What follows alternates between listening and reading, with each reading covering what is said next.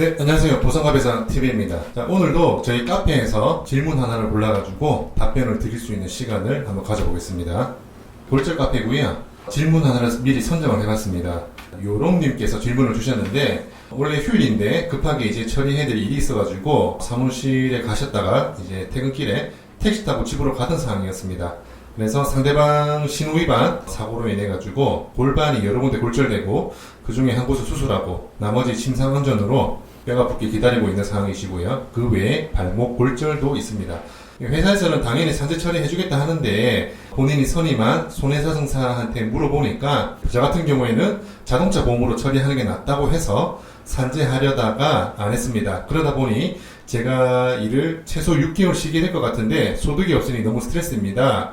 회사에서도 산재는 제가 안 한다고 하니 해줄 수 있는 게 없다는 식이고 산재는 안 하고 잡으로만 하는 게 맞나요? 지금 아예 거동도 안 되고 계속 간병인을 쓰고 있는데 간병비며 매달 고정 지출이며 누워서 스트레스를 많이 받고 계십니다. 라고 해서 여러분들이 답변을 주셨는데 답변 중에는 산재로 처리하는 게 낫다 또는 자동차 보험으로 처리를 하는 게 낫다 이렇게 여러 가지 답변이 있었습니다.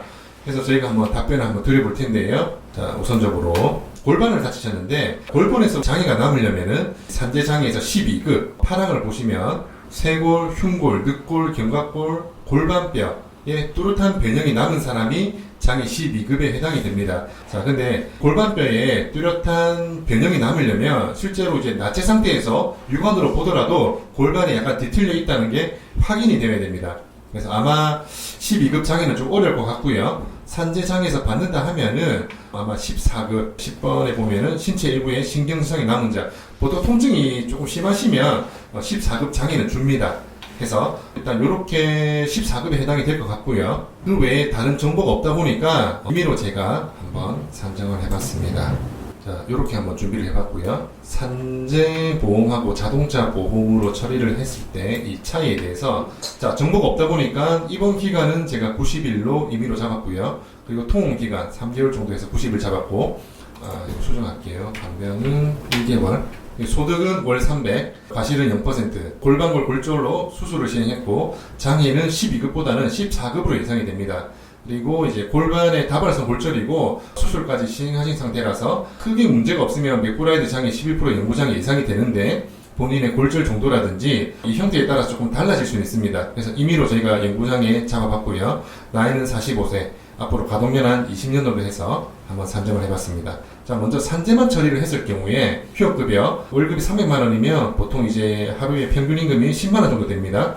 그래서 여기 보시면은 입원 기간 90일, 통원 기간 90일, 산재 같은 경우에는 입원, 통원 전부 다 휴업손해 인정을 해줍니다. 실제로 일을 안 하시면. 그래서 180일, 거기다 70% 곱하는 게 공식입니다. 휴업급여 산출할 때. 그래서 휴업급여 1일 10만원씩 180일 동안 치료를 받고, 거기 70% 곱하면 1260만원 정도 예상이 되고요. 그리고 간병료 같은 경우에는 보통 우리가 1급, 2급, 3급으로 나누고요. 근로복지공단에 이제 간병인을 쓰시고, 거기에 따라서 나오는 기준이라 보시면 되는데요. 전문 간병인을 쓰실 때는 이제 1등급은 진짜 아무것도 못 하시는 분이고요. 3등급은 그래도 이제 하질은 불편하시지만 상기는 쓸 수 있는 정도 해서 전문 간병인이면 44,760원 그리고 기타 이제 가족이 간병을 하면은 41,170원인데 우선 간병인을 사용한다는 전제하에 44,760원으로 산정을 해봤습니다. 그래서 간병비가 한 달 정도 쓰시면은 134만 2,800원 정도 나오고요. 장애는 아까 말씀드린 대로 14급 통증장애 이걸로 일단 계산을 했고요. 금액은 10만원 곱하기 14급이면 55일치가 나옵니다. 그래서 55일 곱하면 550만원 해서 산재에서 총 받을 수 있는 금액 1944만 2,800원 정도 저희가 산출을 해봤고요. 그 다음에 자동차 보험으로 처리를 했을 때 이 소송 가액으로 한번 계산을 해봤습니다. 자, 위자료 11% 연구장애 약 한 1,000만원에서 1,100만원 정도 위자료 산출이 되고요. 휴업손해는 입원 기간만 인정을 해주기 때문에 3개월 동안 입원하신 기간 동안 900만원 일시수익 휴업손해 잡았고요. 장애 같은 경우에 월 소득에다가 11% 연구장애 그리고 연구장애에서 휴업손해 인정된 기간 3개월 빼면은 이걸 계산하면은 대략 한 5,383만 2천원 정도 나옵니다. 그리고 통원 치료 받으시면서 기타 손해배상금이나 어떤 성형 부위에 대한 수술비 한 500만원 임의로 잡아봤고요. 간병비 같은 경우에도 실제 간병이 쓰셨다는 전제하에 하루에 요즘 한 14만원 정도 인정되거든요. 그래서 420만원 정도 산출해봤고요. 자동차 보험으로 처리했을 때 받을 수 있는 금액 한 8,203만 원 정도 산정을 해봤습니다. 그리고 산재 선처리 후 그 다음에 자동차 보험으로 초과 손해 처리했을 때 위자료 1,000만 원이고요.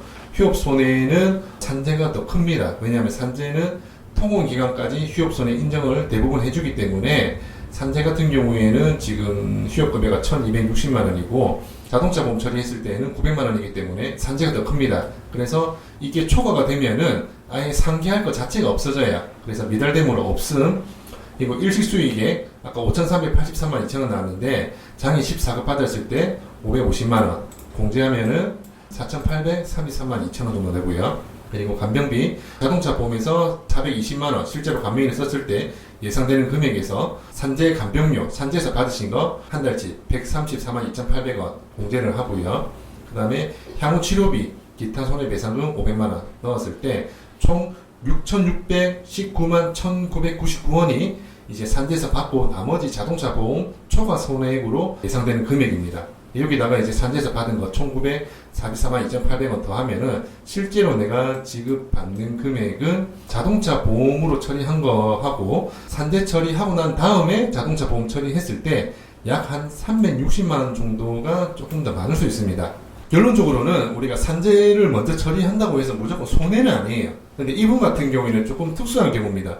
골반이기 때문에 관절 가동 범위에 따라서 장애를 평가를 하는 게 아니고 골반에 변형이 있을 때 산재에서 장애를 인정해주고, 지금 이분 같은 경우에는 골반에 변형이 있을 것 같진 않지만 그래서 임의로 이제 통증 장애는 있을 거라 판단을 하고 저희가 14구로 계산을 했습니다.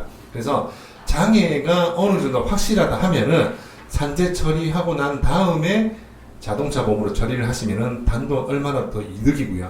근데 발목을 다쳤어요. 자동차 보험에서 우리가 이제 노동능력 상실률을 평가하는 방법하고 산재에서 AMA 방식으로 평가하는 방법이 다르다 보니까 산재에서 발목에 대해서 영구장애를 인정받지 못하면은 자동차 보험에서도 장애율이 영구장애를 인정받기가 어렵습니다. 그렇다 보니까 좀 실무적인 케이스로 봤을 때는 상황에 따라서 우리가 산재로 처리를 했다가 자동차 보험으로 추가 손해 청구하는 경우가 좋을 때도 있고요. 아니면 그냥 순수하게 자동차 보험으로 처리를 하는 게 나을 때도 있습니다.